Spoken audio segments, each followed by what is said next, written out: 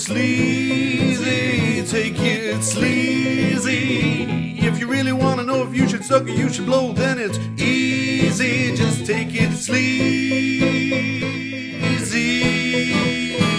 tonight.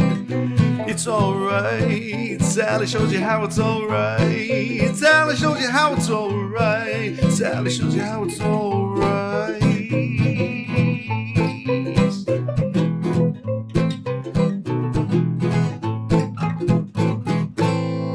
Sally shows you how it's alright. Hey, Sally Mullins on Porn Mom Podcast here, coming to you on a tough day to be British. Well, it's always a great thing. I mean, England is just, although it was a million years ago when I grew up there, I hope it's still okay. We lost the European Cup. It would have been the first European Cup England ever won, but Italy won. They did dominate somewhat. And it was tough, though, because the ref, it was almost like the mafia shook him down or something. I'm really pretty bummed about it. I'll be fine. But we lost on penalties. I sort of feel bad for some of these soccer players, but I'm sure they're able to walk it off. Anyway, welcome to Porn Mom Podcast. Shout out to my lovely friend David Conley for having me over to his gorgeous house in Pasadena. Idyllic, beautiful home. That was fun. We were the Brits. I don't even sound like it, but trust me, I'm English as fuck. By the way, I just did a show at the Good Night. I just came home from it. It was a Teresa Lowe produced show, and she's wonderful. She hosts 2 shows back to back at the Good Night. She does her 5 or 6 minutes of time up front. She moves the show along, and then she has another show right after it. Teresa Lowe is just such a high-functioning, amazing babe. I'm such a fan of hers. She's very cool. I will have her on here. And I just got back from North Hollywood. It was a show at the Good Night. And the Good Night, I remember from about 5 or 6 years ago, I went there with Paris Kennedy and Alan Strickland Williams, comedian. They were dating, and it was cute. And he got pulled on stage and sang the Ken part in Aqua's Barbie Girl. Super fun. But tonight was super fun, too. It was proof that you can just prop yourself up on stage like a zombie and tell old jokes. Like, that's one thing that's cool about comedy right now is everything old is new again. I'm wearing dresses from like 3 years ago and everyone's like, you look great. I guess I just feel like I have nothing else. I feel so burned out. I feel like I'm just going back to where I shouldn't be, you know, like I should have done better in comedy. And I just feel like I've gone back to, you know, like this place where I had no business being. And everyone thinks I'm hot shit, but it's because I'm this big, fat loser fish in a small pond. And a lot of people in the pond are very talented, but I've just been doing it so long. I'm just a big, fat, bulgy koi. I just feel bad. Oh, the actual doing the comedy part is fun. Before doing the comedy, I just try to zone out and mask up. And then after is kind of fun because usually someone buys me a drink and I get to drive home buzzed and come in the house and bitch and shut off the AC. It all works out. It's fun to be doing Porn Mom Podcast. Oh, this happened. This was weird. So, you know, I'm on a Pornhub as Jamie Foster 69, and I have this series on there, and it's called Jamie Foster Talking Shit. And I don't put the shit in the title, but when I do the video, I go, hey, welcome to number 15, Jamie Foster Talking Shit. You know, and whatever the topic is, it's about a 4 or 5 minute little spot. You know, nudist colonies, what do I think of those? You know, it's just fucking talking. So the last one, Pornhub wouldn't let me put it up. I mean, Pornhub I've been scrutinizing way more for obvious reasons, like the non-consensual underage shit. But they've also just been, I think, not liking anything that talks shit on Pornhub. And I said, hey, I'm sorry, I haven't posted Jamie Foster Talking Shit for a while. but Pornhub took like a month off paying me and they didn't really explain why, and they would not approve that video. And how fucked up is that I'm basically posting on there as a free sample, if you will. You know, they pay you pennies on the hours and hours of streaming, but still you're being like censored up the ass. Pretty fucking weird, I feel. It's the same Pornhub. It's the same Hoobers who tried to, my mom calls Uber Huber or something. Huba. She's so funny. She's British. But I don't know if anyone remembers this. About 5 years ago, Pornhub had these awards and they tried to seat all the YouTubers in the front and all the porn stars in the back. So when they had to walk up and collect their awards, it was like a long stretch of walk and they're tripping on their dresses and everyone was just over it. I wasn't there. I heard. It's kind of the same thing with OnlyFans. You know, like OnlyFans is trying so hard to go mainstream. On the backs, when they came up on the backs of what built them, which is adult stars, it's the same exact thing. So Pornhub, I'll talk shit about you on my show. I'm going to put up another Jamie Foster talking shit, and I will pick something that is not about Pornhub. I will just be like, the opera. Can you believe this? Now, maybe I'll talk about soccer. I seem pretty connected to that. I'm doing this show wearing a bra and a cool necklace, and you can even see some scratches on my titties because I have 13 animals in my house. Last week, I came to you on the 4th of July in the middle of the night, and I told you I'd just done kind of a jailbreak, taking pets out of my ex's house. And he was in jail. And since then, he's gotten out of jail, and I'm in the process of rehoming him with his pets, but it's not going to be quite yet. He's got a little work to do. He's got to clean up his house, get himself stabilized. So I have 13 fucking animals in this house. Yeah, it's kind of crazy. That's why I'm all scratched up. Like, they mean well, but a lot of them have PTSD, you know? So I don't know though. I'm probably going to keep the big dog. I'm working toward that. He's responsive to training. He's Aussie and German Shepherd mix, and he really wants to please. He's about 5 years old, and I'm like, if I'm going to move to Barstow or Victorville or Hesperia or Fraser Park or Apple Valley or Bakersfield or any of those places, and I'm going to move alone, probably wouldn't hurt to have a dog of a certain size and a certain cadence in his bark who would step up for me. Although if you know my dog Dirk, he's quite the little barking fuck as well. Walks with Mom. Check it out on Instagram, Sally Mullins 818. So I want to just say something, and this is lascivious. So there was this lesbian on stage, like a soft butch lesbian tonight doing comedy, and she was talking about how like this girl had the bomb ass pussy and eating this girl's pussy was the bomb. And you know, that's like not relatable to me. But nor is like some guy had the bomb ass dick. Now I could see how a guy has a dick that's a certain size that works for you and a certain hardness and it can go for a certain amount of time. Like I get that. But like cum tastes bad. I am heterosexual. I mean, I'm not even bi. I'm gay for pay. I'm broke. Cum tastes bad. I'm sorry. It just does. It smells like those jasmine trees. I mean, ammonia. It's rough. And I have to say, like, I've eaten pussy in porn, and pussy, it pays, yes, and it tastes better than cum. Like, even if the girls come and like it tastes better. Like people have said, oh, it smells like fish or it tastes like metal, and maybe because the pussy I've eaten is on a porn set, and it's not like, you know, we hung out at a bar all night and then dealt with humidity or something. Speaking of beautiful pussy, Peyton Hall and I are going to shoot, and we've got girl shoots for Anilos and Mature Woman Fun, I think, or is it Older Woman Fun? No, Mature NL. And then I have a hairy shoot. And Peyton, she's just lovely. She's just lovely. And it's that Arizona voice. So she's incredible. Hey, I have told you guys a few times now, girls too, if you're a female fan, reach out, please. I want to give you a shout out.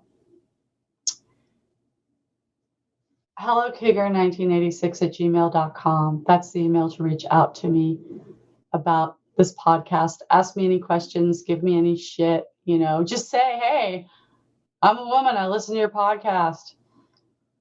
I've been listening to a lot of the Dateline true crime. It just seems like these killers get away with it for so long. It's very discouraging, but I do like how the focus is on the victims. I do like how you get to know the people who got left behind, who fought for justice, who remembered everything about them. That's just really relatable and it honors the victims. I like that about it. I really do. God. So we have a movie channel. It is called Sexy, Scary, Funny.com. Check it out. Or just go to my Twitter. Follow me on Sally Mullins 1. I'll follow you back. Say, you listen to Porn Mom podcast. I'll follow you back. Or my porn Twitter is Ms. Jamie Foster. I'll follow you the fuck back. And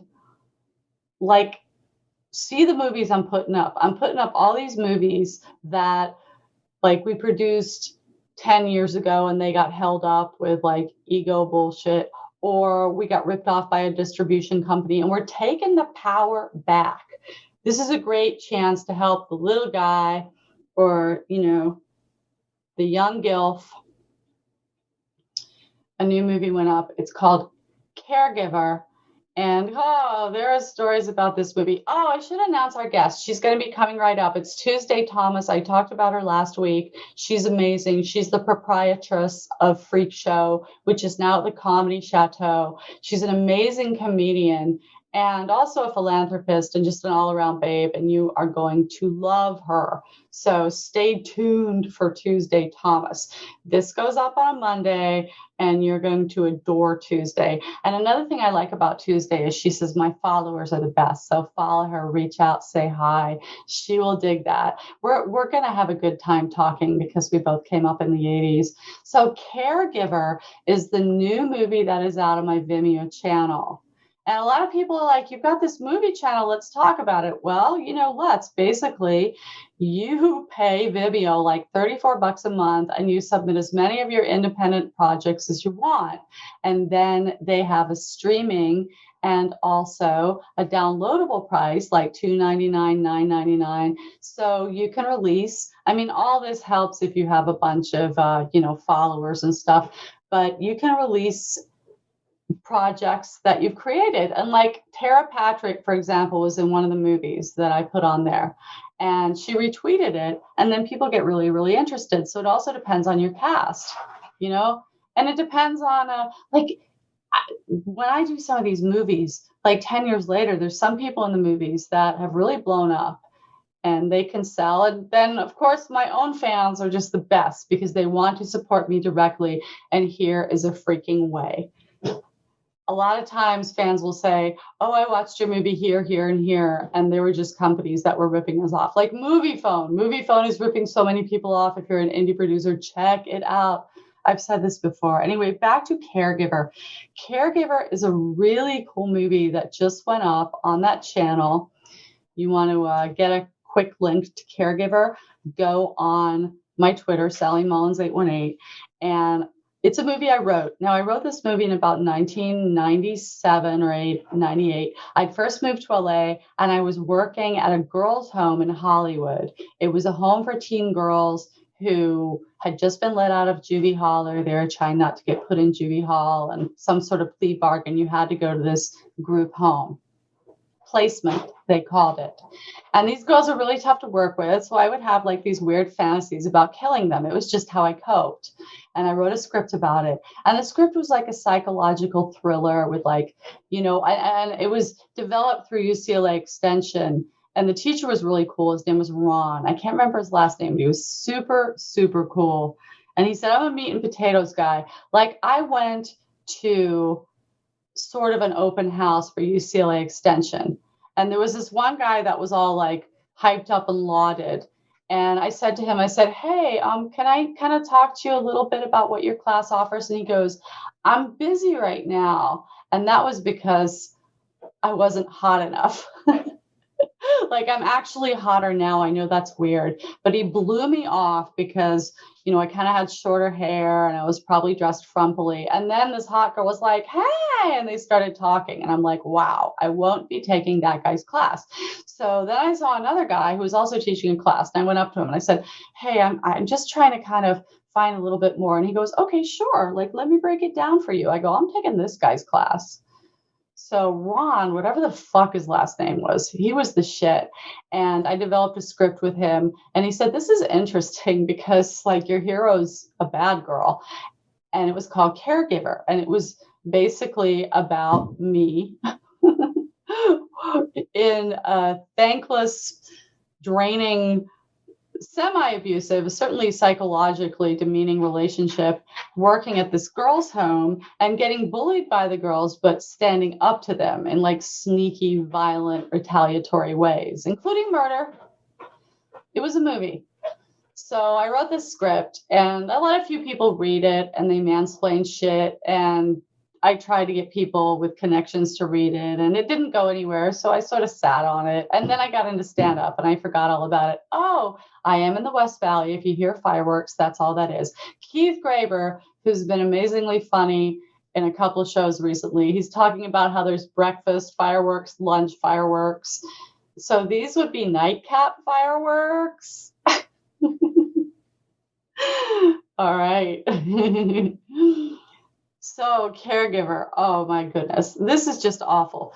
So, my best friend, he's my best male friend now, and we were working together on some projects at the time. And he's an amazing horror movie producer, Dennis Devine. He said, can I take that script and punch it up? Because Project Greenlight, who is Matt Damon and Ben Affleck at the time, they wanted horror movies. And Project Greenlight was a contest where they would produce your movie if it won. So he punched it up, and I wasn't crazy about what he did with it, but that's because I'm not crazy about horror. He did a really good job, and it got to number 25. So I was sort of like, hey, this is cool. Like, maybe we can do this movie. And he said, no, it's complicated. We don't have the right set and money. So I was like, all right, I defer to him, because he can get a movie done in 5 days on a really small budget.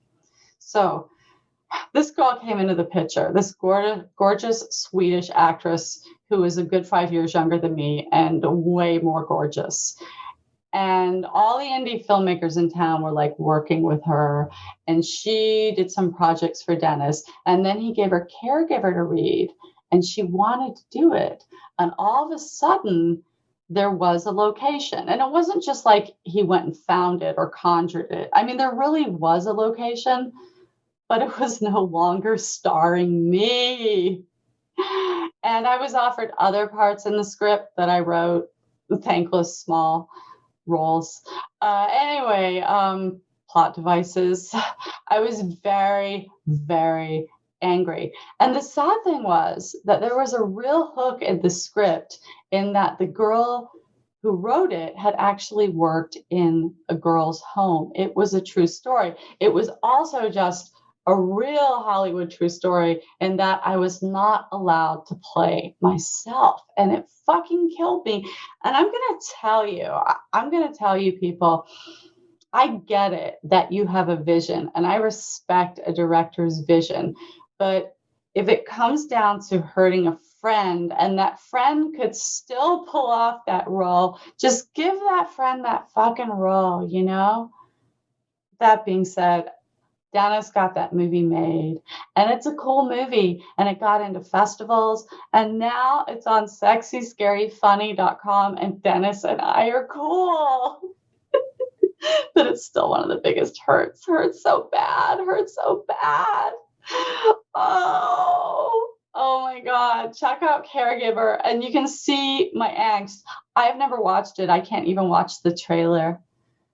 But I want you to know it's based on a true story. And that girl is amazingly beautiful and a fabulous actress. It's probably a pretty fucking good movie. Yeah. Hats off. That's the true story. We're extremely honest on our podcasts, by the way. We're really, really fucking honest. Hey, I have a cool show coming up. It is at a winery in Santa Barbara. Here's the thing, Joe Biden style. The only way you can spend time with me now is if you come to a show. And I might not always be sociable. I'm usually social after the show, but I'm headlining this show. I'm getting paid. It's at a winery. It should be fun. Check out my Instagram, Sally Mullins 818, and you will see more about it. I am going to get the party started with Tuesday. Now, Tuesday and I are going to talk a lot. You know, next show, I'm going to have to pick a guy who's like in and out of this bitch. But we're going to go on, and she's amazing, and she's known as the punk rock Cher. She's a true artist, and I love it when she says the same about me. Please give it up for my girl, the hostess and creator of Freak Show. Let's hear for Tuesday, Thomas. The beautiful and hilarious Tuesday, Thomas. I was talking about her last week on Poor Mom podcast because I said I went and saw Freak Show. She does the most amazing job hosting, producing, casting. She is Freak Show. And what I want to find out about is like what's going on with Freak Show now. But first of all, a little bit, let's get to know Tuesday. If you are my fan, you are already her fan. But for new people she's meeting. So how long have you been in LA, Tuesday? Memorial Day weekend, it was 7 years to the day. Yeah. Wow. I've known you for about 5 years. I think we first met when I was here like 6 months or so, but it was fleeting. It was like at a clown house thing, and it was fleeting. And I think we got to really know each other when Cyrus had his what was it, that Black Box Theater that Lisa what's her name runs. I can't remember the name of it. I know what you're talking about. Cyrus Naderpour, one of my comedy sons, he was partners with Tuesday, and they started Freak Show. How long has Freak Show been going on for? Freak Show's actually been going on 6 years. Wow. Yeah. It wasn't anywhere near what it is now or what it grew to be pre-COVID, because we were just doing it out of a little storefront downtown. In downtown LA, the Clown House, which was, for those who don't know, the Clown House was a storefront, size of a small retail store with a stage in it, but over 600 clowns decorated it. Where some of them were tiny tchotchkes and some of them were life size. Some of them were photographs, but they were all clowns, over 600 clowns, just wall to wall. So if you're afraid of clowns, like, don't go there, Mm-hmm. Or if you're the one John Wayne Gacy victim that got away, don't go there. Yeah. Were there any that got away from John Wayne? I don't fucking think there were. No, I don't think so. I don't think any got away from him or Dahmer. I think those are the two. Yeah. Oh, Dahmer. Wait, wasn't there one that got away? Well, the police brought him back. I think he brought him back. Yeah. Yeah, because he ran out because Dahmer screwed a little hole in his head and he couldn't talk right. Yeah. And the police thought he was just a drunk kid or something and said, okay, take him back home. And the cops also were like homophobic, and they were kind of like, we don't want to get involved in this lovers quarrel. Yeah. Oh. That's what it was. It was a lovers quarrel. Yeah. They thought it was. Yeah. Because the kid was slurring his words and stuff. So they thought he was drunk or on drugs. And they're like, yeah, just take your boy home and fuck him. Oh my God. I know. Yeah. It's so like one thing listening to true crime podcasts like I've been doing is it's pretty easy for these people to murder people and then get away with it for like years and years. I mean, the true crime podcasts, eventually the people are like brought to justice, at least in these podcasts they are. But it's so easy for these fucking psychos. Well, they have to, first of all, you have to be missed. Like, and I'm not saying that the people who are killed are loners or they don't have relatives, but a lot of times the psychos pick their victims, people who might be a little flaky, might not keep in contact daily or weekly or monthly with a relative or a friend. So it's not unusual for the people that care about the victim and love them and are in their circle to not hear from them all the time. Yes. So you have to be missed is the first thing. Mm-hmm. And then when by the time you are missed, there's been enough time to pass where they can hide the evidence, they can come up with stories, they can do whatever they need to do. So it sounds plausible, when they say, well, yeah, like, they went out and they took my car to, Yeah. to go buy groceries, and then the cops, like, 3 days later find the killer's car abandoned, an hour away at some 7-Eleven where he dropped it off at or some shit, so.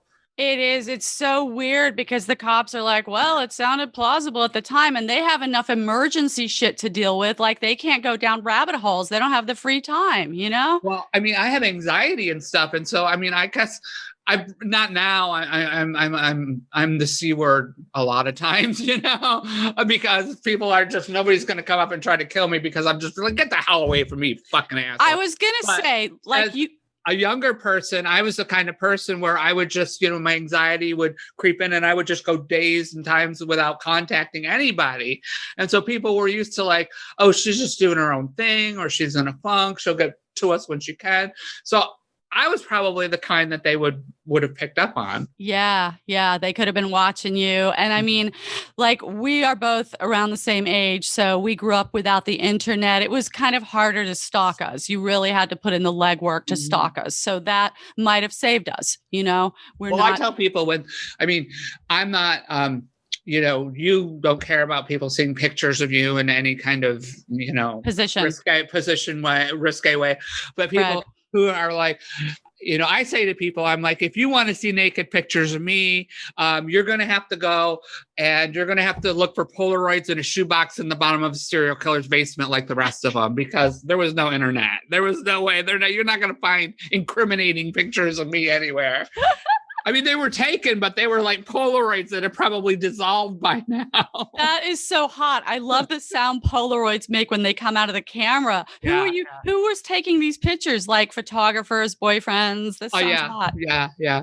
All of them. I mean, you would do like a little, try to be risque, and then a nip would come out, and sometimes you'd wake up and, boyfriend would be over you, because he had pulled the covers off, and it was like all up in the cooch or something.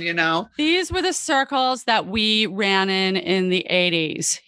This is lots of drugs, lots of like, I shouldn't be alive. There were a lot of there was a lot of cocaine, a lot of MDMA, the pure stuff, a lot of I was really into Valiums and stuff because my mother went through early menopause. So as a teenager, I used to steal her red label pill bottles. Do you remember when those like stuff like Oxys were? Yeah. Controlled substance. That's what I'm Mother's little helper. Right. They were controlled substances, but they all came with a red label. Wow. That's how they distinguish them. So like we had this, like, I don't know, maybe about this big of a windowsill above the sink in the kitchen, that looked out, and they were all lined up. They were Darvons, Darvocets, Percocets, Libriums, Valiums, everything. Ativan. Secanols. Wow. Yeah, they were all stuff. So, I mean, I just used to like grab different ones and go. How old were you when you were doing this with the feel-good pills? I think, the first time I did really anything heavy, I was like 14 and did acid. And after that, I started taking other stuff.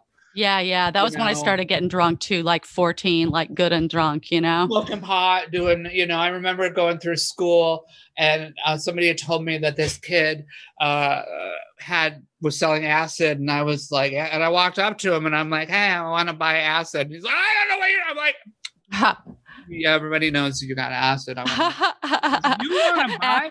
And I don't remember how much I gave him. Maybe it was $5. I don't know. I don't remember the cost, but he was like, okay, here. And I'm like, what do you do with it? He goes, well, you put it on your tongue. And I went like this. He goes, not now. You're in the middle of school. This guy sounds like worse than the worst trip. Well, I was just like, whatever, because I didn't care. I was at a point in life where, like, I mean, I was so what's the word? It's not like anarchist. It's the word where you just don't care anymore. But whatever. Apathetic. I was apathetic. It'll come to me. But yeah. I think I kind of get it. You're just like, who gives a fuck, Yeah. There's no point. Nihilistic. I was very, very nihilistic growing up. Very extremely punk rock. Nihilistic, anarchist. And so I remember the next class. Well, I don't remember exactly, but by the time the acid hit, I was in biology class and we had to dissect frogs that day. And I remember, because, when you cut into the frogs, the nerves are still there and they twitch. Yeah. And the teacher tells you that. And I'm like, oh, my frog's moving. And the teacher's like, I told you the frog's going to twitch. I'm like, no, you don't understand. He goes, just do what you're supposed to do. And the frog to me had a top hat and was going, hello, my baby. Hello, my honey. Hello, like from the Bugs Bunny cartoon. I don't know if anybody remembers that, but the frog was doing that, with the high kick of the leg and the top hat and the cane. And I just got up and walked out. And I walked down the hallway. The hallway was closed. I walked out of school. There was a cemetery nearby. I sat in the cemetery the rest of the day and just tripped my ass off. And that's what people don't get is like in the 80s, you could skip school. You could get off campus. You could get an older dude with a car to come pick you up. You could fake your way out of class. You didn't really have to attend.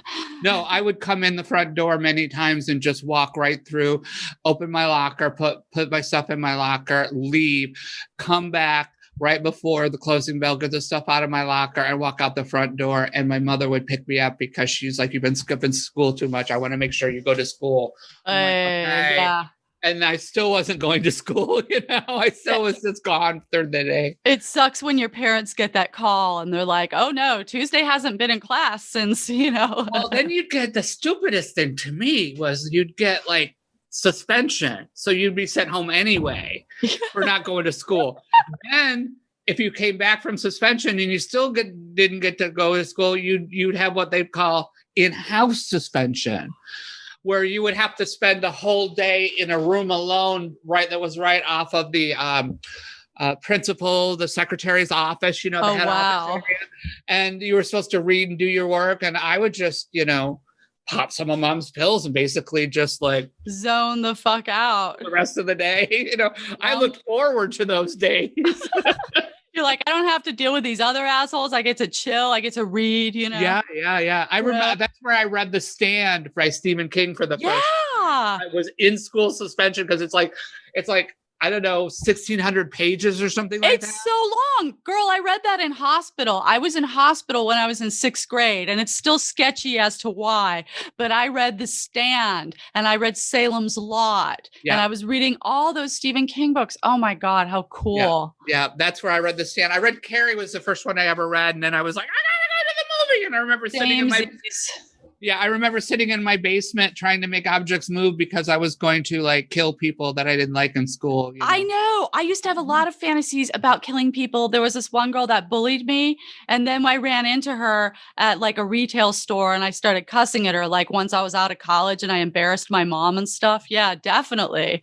That would have been fun. You would have made a great Carrie. Yeah, I would just stare in the mirror or stare at objects like and try to make them move. Yeah. Did you ever make anything move? No. I mean, I think when I tripped a couple of times, I thought I did, but I remember the funniest thing about tripping to me was one day I was like walking home and we lived in a relatively new housing development area, but all the houses were not alike. They were all completely different. There were only 3 or 4, I don't remember exactly, houses on the street. That was it. That's how new it was, okay?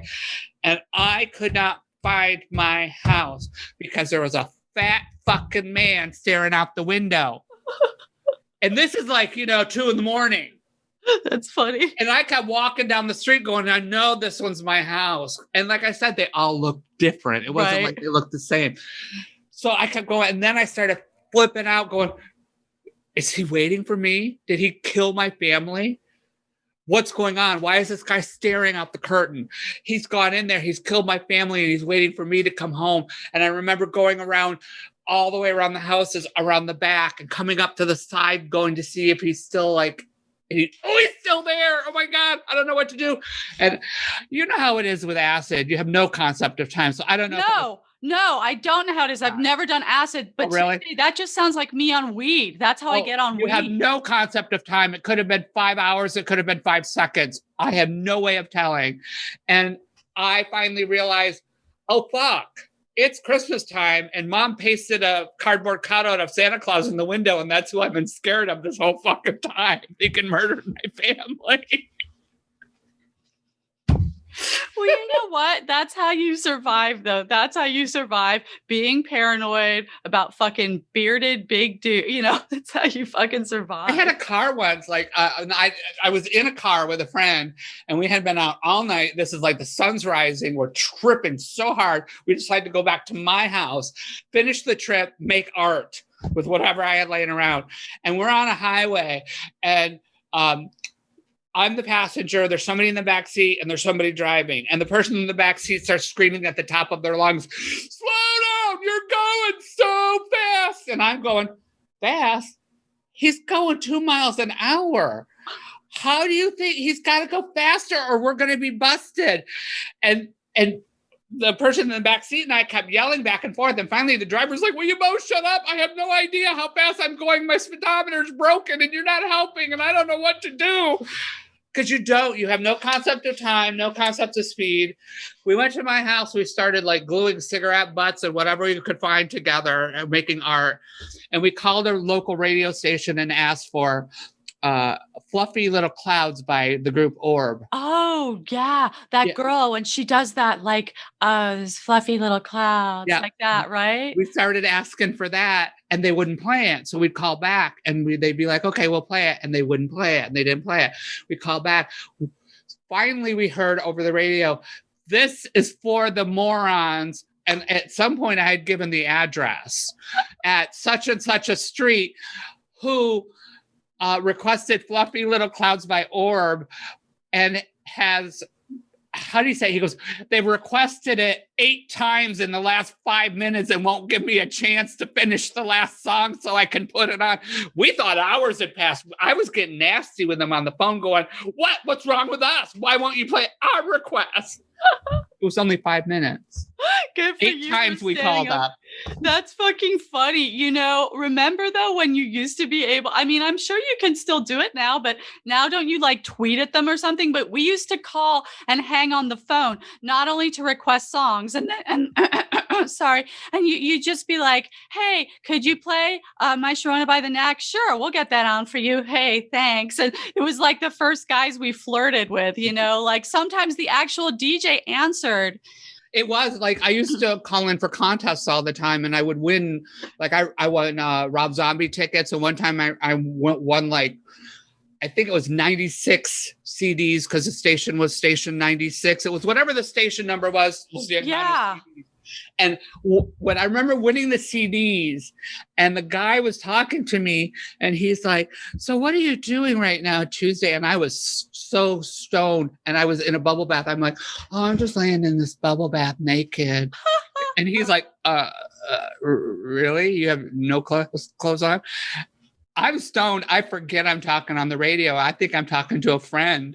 And I'm just like, "Yeah, it's really soothing, with the bubbles. It's got like a minty feel all over my naked body and stuff." He's like, "Really?" And I remember going in to collect the CDs, all embarrassed, because I was like, "Oh, fuck." That was me, that phone sex chick. How old were you, by the way, when you're saying this? You're probably like in fucking high school. No, I was already an adult at that point. Yeah, because you mentioned Rob Zombie. So I used to win things in the 80s, like a David Bowie poster. And I won tickets to Aerosmith, The Police. And then my dad would have to take me. I was always winning shit in high school because I was homesick a lot, Yeah. I was too. So yeah, I used to get, yeah.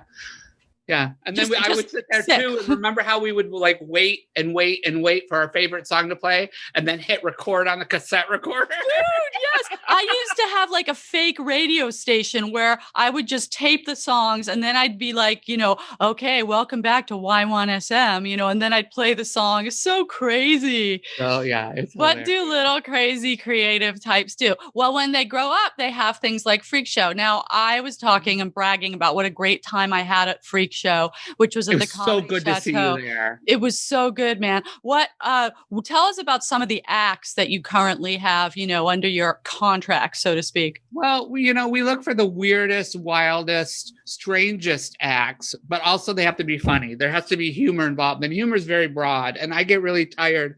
The whole thing behind it when I started it was, there's a lot of shit that I think is funny, and when you start doing stand-up, there's so many purists who are like, well, why is that funny? There has to be a reason why it's funny. It has to have a, it has to have a setup, a punchline, blah, blah, blah. And I'm like, sometimes I laugh at shit and I have no idea why it's funny. And it doesn't make it any less funny. True. Like, little Jared Levin. Yeah. I can't tell you half of the shit that comes out of his mouth when he does stand up, but I laugh my ass off. But it can be funny, yes. It's hilarious. And people have said to me going, why? I don't know why I'm laughing. I'm like, that's the point. You don't have to know why. That's the beauty of it. Mm-hmm. If you have to think about too much why, you're not going to laugh as hard. Just like let it go. It's like coming, Yeah, yeah. So, I look for the strangest, the darker, the better. I love dark humor. I've been through a lot of shit in my life. So that's how I always dealt with it, was laughing. That's how a lot of us creatives first learned how to deflect the bullies and how to deflect, whether it's our parents beating us, our uncle sticking his fingers inside of us, or, the schoolyard kids taunting us, is making them laugh would make them stop. Exactly. I found that out too. Yeah. I used to walk on my toes, and I remember this girl, she was big. She was a bully. She goes, "Why do you walk on your toes?" And I just go, "To keep my heels clean." And she was like, "Okay." Yeah. My brother shot me when I was little with a BB gun. I still have the scar over here. And he told me that if I told, he had shot a robin also. And he told me that that's a protected bird. And what he said was, if I told my parents, he would call the police, and the police would put me away for life because a robin is a protected bird. And he would testify that I was the one who shot the robin. And so when I went and, my parents came out to pull the BB out and stuff like that, he told them that I had taken his BB gun, shot at a rocket, ricocheted, and hit me. And at some point, I don't remember if it was my mother or my stepfather, I said, "Why on earth would you shoot that rock? Why would you shoot at a rock?" And my answer to them was like, "It was looking at me funny, see? I didn't like the way it looked at me. See? I shot it, see?" Because I didn't know how to get out of that situation. I did not know. And I was so scared and petrified and hurt. And it's like, they all laughed, and then that situation ended, and I'm like, okay, that got me out of this. Yes, it saved your ass, and your brother sounds like a real prick. Yeah, well, that's a whole other story. 18-part podcast. Yeah, same. I've got volumes on my brother too. If I do comedy and porn and I'm the good kid, that should tell you something about him, right? Yeah. Anyway, enough about those fucking losers. What are some upcoming plans for Freak Show? And, I love the burlesque. I love the burlesque part of it. I love, what was her name? Never seen burlesque done in such a way as we do a Freak Show, because these girls don't just take off their clothes, and they're not your typical, burlesque dancers. They're burlesque girls who are creative, who come up with things like, I have had that, I forget the name of it, from Stranger Things, that kind of weird flower thing. Yeah. They've come out as that and taken off their clothes. They've done a Forrest Gump themed thing, the swamp thing.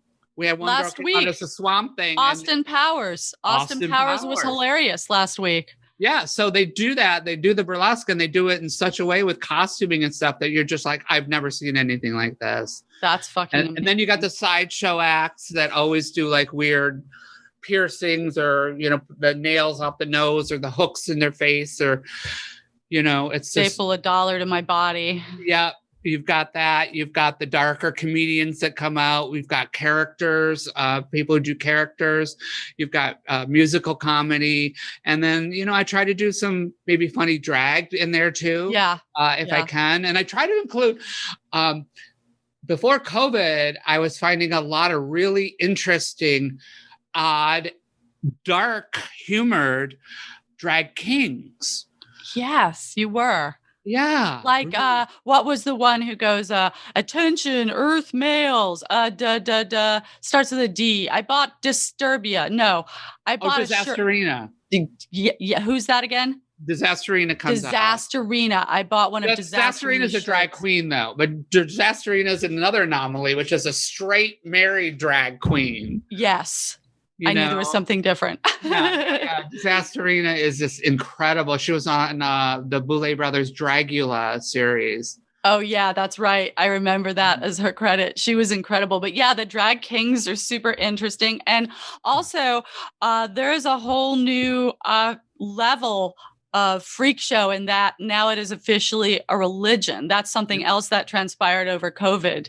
Yeah, I got the IRS to recognize. I filled out. At first, I started as a 501c3 because I was like, well, Cyrus decided he wanted to pursue more online video content. The Cyrus show on TikTok, yes. Yeah, which is great. I mean, he's like my, your comedy son, but even though we're the same age, I look at him as my little brother. And I just want him to be happy, and I miss working with him. But I found Julian Michaels, who's been a friend of mine, who's a stand-up comic. Yeah, Julian's great. I turned it into a 501c3 to try to, make it as a nonprofit and raise money and use it to benefit, so I could pay the performers a decent pay, but also take whatever was left over and throw it at a charity. And then that was kind of easy to do. It's not real easy, but it was kind of easy, during COVID to spend the time to figure it out. And then all of a sudden I'm like, there's no religion of comedy. Because I honestly believe there is no God, but there are angels everywhere. And that the only thing that really ever made me feel better was laughing.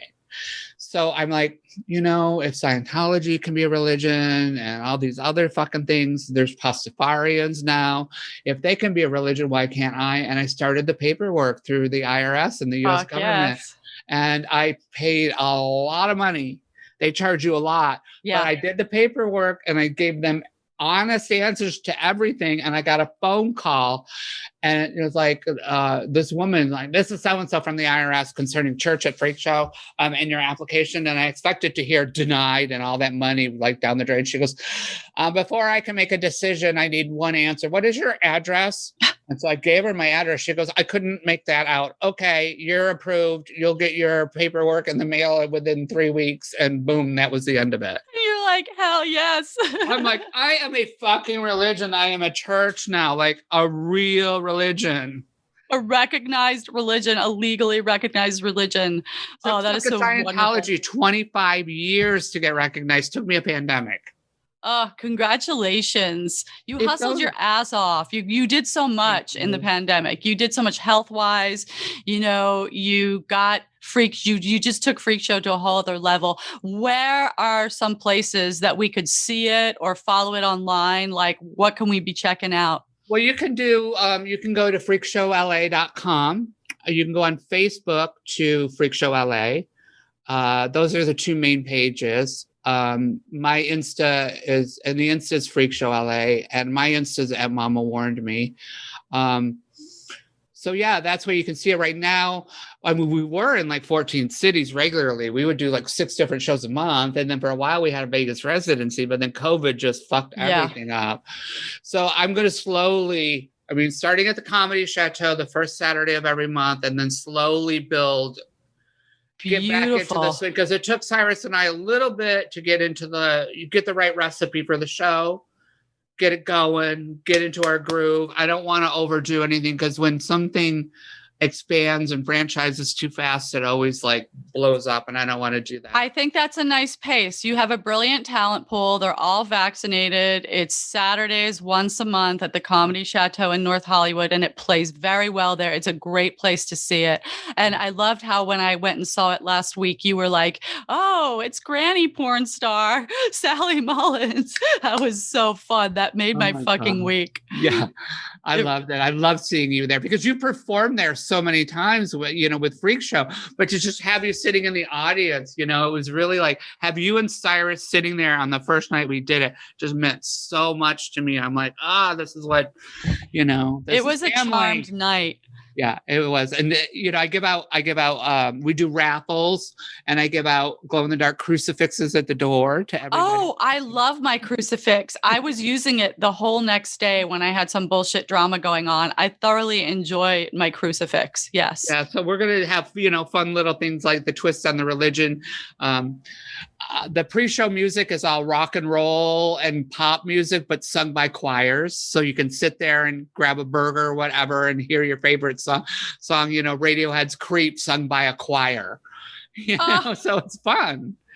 And the merch is incredible. She has great merch. And the Comedy Chateau, which has a medieval look, is just really on brand for your show. So I think of you as having a residency there now. So that's killer. Yeah. And the owner, he was a little leery at first. He's old school. Like I said, he's that old school, like, you got to do stand-up comedy this way. But after I got off the stage, first thing he said to me was like, you're going to be back just on your own. You're hilarious. And then 2 acts later, he came back and he said, I get it now and I love it. He told me that. Felix said, I wasn't sure at first, but this is a perfect fit here. And I'm like, I know, and I'm having such a good time. So the next freak show is in August. What date is it? August 7th. And we're going to benefit All Power Books, which is a bookstore that just opened underneath me.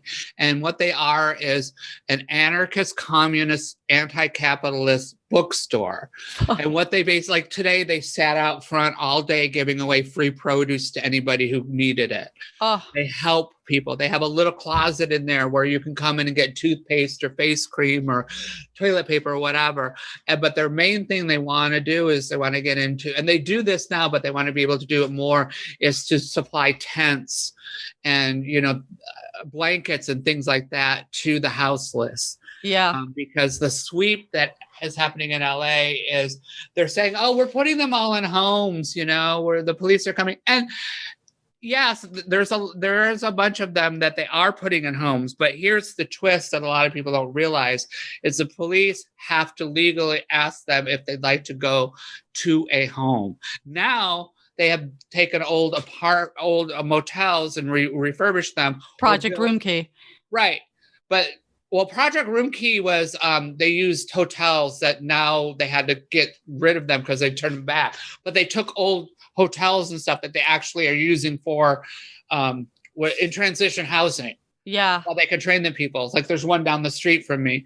But they have to ask them. And if the people deny it, they just move them. And so they're going to move them out of Hollywood. They're going to move them out of the tourist places. So they're not really getting rid of them per se. Right. It's this weird little law. I can't blame the police. I can't, the only people I can blame are the people who are like, made the law. Because the law, I think, had a good intention in the beginning, was to not force anybody and to keep that not a fascist police state and tell people what to do. But at the same time, the people who are saying no are very mentally ill and can't care for themselves. So they're kind of the people that need to be taken somewhere and watched. There needs to be a place for them. That's just, as we know, it's just really hard to get good mental health care, especially if you are houseless. Anywhere, Blue Iris, that Woody Allen movie, it's the biggest. I love horror movies, but that's the worst horror movie for me. That's the scariest, because you know how at the end where she just goes crazy and she just walks out of the house and she sits in the park and rambles to herself. I'm gonna have to see that movie. I haven't seen that. That's Cate Blanchett, right? Yeah. At the end of it, she deals with mental illness all the way through, and her mental illness pisses everybody who loves her off. So they all turn away. So at the end, she's sitting in the house with some of her family, and they're ignoring her because they're so mad at her. And she just gets up and walks out. They don't even notice she walks out, and she ends up in a park just rambling to some homeless people. And that's where she stays. I'm going to have to watch that, and I'll talk about it on the podcast. That's a good tip. So I'm curious, what are some male movie stars who you think are hot? Like, I kind of know your type. Like, a couple of times I've said, hey, check that guy out. Mm-hmm. But like, I want to know who your favorite actors. I think I have, it's a unique type I have. They have to have something different. Like Adrian Brody is very hot to me. Adam Driver is very hot to me. But Brad Pitt can be very hot to me too. It's never like one quality. Like, I just saw, I can't remember his name now. What was he in? I'm trying to think of what I was watching. It just went out of my head. But anyway. Well, tell me later, and then I'll squeal it. I'll be like, by the way, Tuesday wants to fuck so and so. Yeah. All right, you do. I remember watching Son of Sam. Remember that movie? And there's a scene with Adrian Brody, like in a camper or back of a van, and he's in his tidy whities. Oh my God! I just was like, oh my God! I'm just watching that. There's something about that. Girl, call his agent. Just fucking call his agent. Get him. Just get him. My friends are like, Adrian Brody's got that big ugly nose and he's so gawky and he's so this. But I just seeing him in those tidy whities, I was like, he's fucking gorgeous. Big nose means big cock. I remember telling Cyrus something about, like, I think Adam Driver's hot. And he's like, I would never have thought you would like Adam Driver. He's hot. Yeah, Adam Driver's fucking hot, you know? I mean, yeah. But you have to Driver, they're all hot. But, you know, I have to see them in real life. I'm one of those, I have to have an emotional connection with somebody before I can really fuck them. Now, when I was younger, I fucked anybody. That's what I've gotten like, too. Since I went through menopause, I'm just more like, you know, kind of normal and chill, and I have to feel something and I have to know someone. I feel like it's weird. Yeah, I learned probably in my late 30s that I have to have an emotional connection with somebody before I can really enjoy the sex. Can still do it, but I feel so empty afterwards, and so it's not worth it. I feel like a piece of shit afterwards. But if I have an emotional connection, it doesn't mean I have to be in a relationship. Emotional connection is not a relationship. So I don't want any guy out there watching this to think, oh, she wants me to wait till marriage to fuck. That's not the case. I have to know you a little bit, and there's got to be some kind of emotional connection, and then we'll get it on. But you just need a little to go on. And it's not about looks for me either. You could have a stomach, and if you make me laugh, you know, I mean, you could have a bald head, but if you have a certain tone of voice when you whisper into my ear, it's all these little things that make a difference. And we will take a bald head over, comb over. You know, we're down for bald. Yeah. Voice is very hot. Voice is very hot for me, and a weird voice is fine too. I mean, I can be into even David Beckham's voice, but I guess it helps that it's on his body, you know? Yeah, there's somebody I'm not going to mention, and I'll tell you who it is, but I don't ever want to mention. Okay. And you'll just laugh, but he's not straight, and he's very flamboyant, but when he gets, like, he talks to me, like when we're in a crowded room, he talks to me in my ear, and he just gets very calm and very matter of fact like this. And that tone that comes through, I'm just like, oh my God, my clit is on fire. I know you like dick, but why do you got to talk like this? It's like he's mesmerizing you. Yeah, it's just that frequency of the voice just gets. Yeah, I know that can really do it for me too. It puts you in some kind of submissive space where you're highly suggestible. It's hypnotic. Mm-hmm. And also a shot of hypnotic would also be fucking great. That's been a minute since I've had that. God. All right. This has been a really fun interview. You're always brilliant and amazing. And I can't wait to come back to Freak Show. And I'm going to go ahead and say goodbye to you on this interview. And you can see me now more recently at the new Broadway Comedy Club West in Santa Monica. I'll be emceeing there. This is great news. There's going to be a new comedy club, and they've already hired Tuesday, and she's just such an amazing host. That was a great way for them to start. That's on the west side, huh? Yeah, it's Santa Monica on 2nd Street. Sweet. Well, they need to open a branch in the goddamn valley, and you need to drive that sexy little silver Corolla out here. Tuesday Thomas is the best. It's Venmo at Tuesday T. Tuesday, let us know where else we can find you again. You can find me at the Broadway Comedy Club West. You can find me at Tuesday Thomas Comedian on Facebook, Freak Show LA on Facebook, Instagram, Mama Warned Me, Instagram, Freak Show LA. You can find me at Freak Show, 6:00, the first Saturday of every month at the Comedy Chateau. That's church at Freak Show. Just look around. I mean, I do a lot of different shows, I've done house parties. Sally brought me, I got my management company because Sally took me last minute to a party that got a show that got canceled. Remember that? Yep. It got canceled from the bar. She said, "Oh, do you want to do a set?" Ended up, they moved it to their house. Ended up being people at their house had seen me before and were in management and is one of the top management companies and ended up signing me. So you never know. That's why whatever Sally says, asks me to do, I just do. Did you see Sally's the connection? I'm the fucking wire here, man. The glue, It's if you either will. the best time in my life, the weirdest time, or something comes out of it, but it's always wonderful to do. And I never ask. People have said to me, well, don't you ever say, what are you going to do? I'm like, no, Sally texts or calls me and said, do you want to go? I'll pick you up at 7. And I'm like, sure, I'll be ready. I don't even ask her what it is. We just go and do it. I love that because I hate having to explain it. I'm like, trust me, it'll be fun. No, Tuesday's good like that. She's down for the ride. And she's a city girl and she's always just runs down her little steps. And then we take off in the Prius. That's how we do it. Yeah. Check us out. Oh, Tuesday, I love you. And so does Porn Mom Podcast. Yay!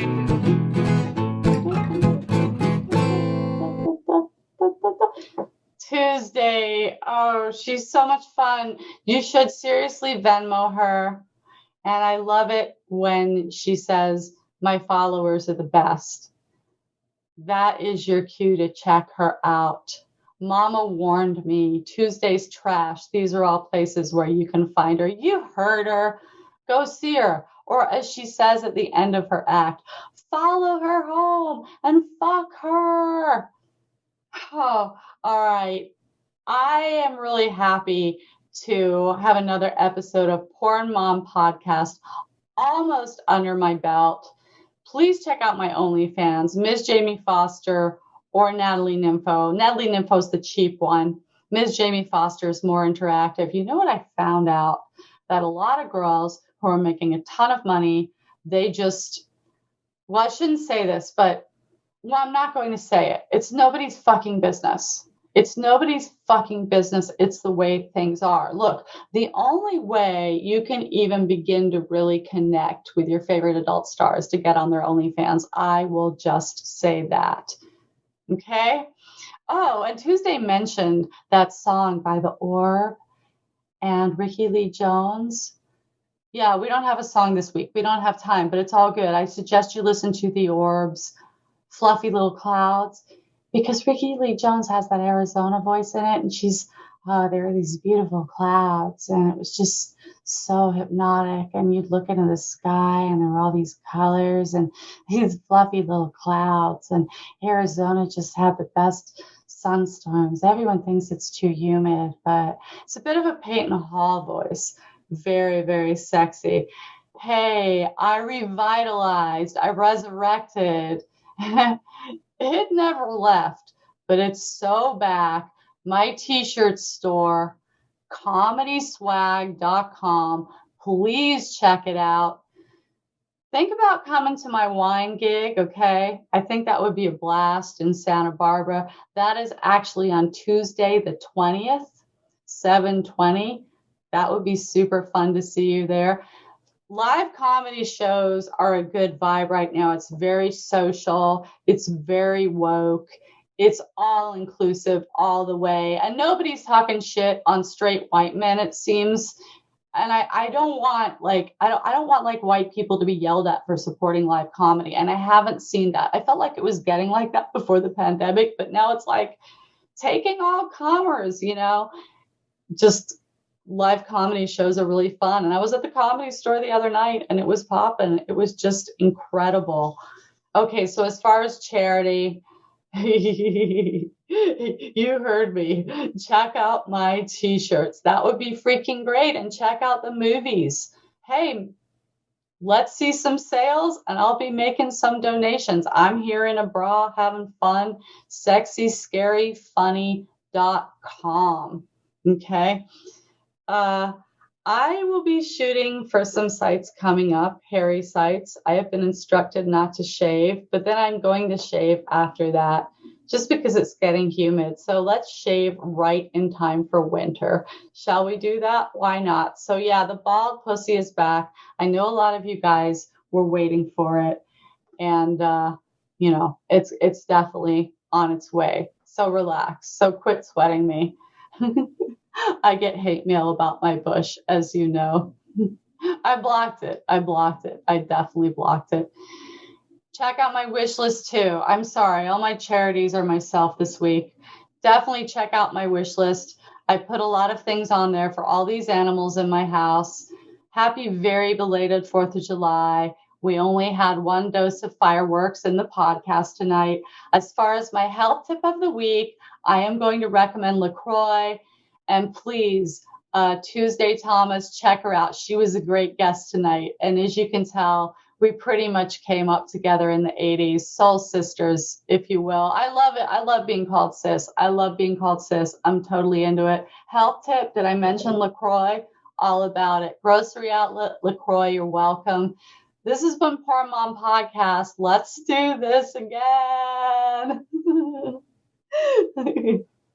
I'm all in. Take it sleazy, take it sleazy. If you really want to know if you should suck or you should blow, then it's easy. Just take it sleazy tonight. It's alright. Sally shows you how it's alright. Sally shows you how it's alright. Sally shows you how it's alright.